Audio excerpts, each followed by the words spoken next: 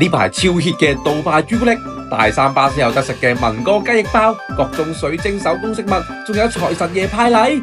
以上所有嘢都可以喺2026北區璀璨賀元宵一次過打包體驗。地點就喺青州坊嘅蓮花廣場，有成40檔嘅市集攤位，行街、揾食、購物，超一超都得。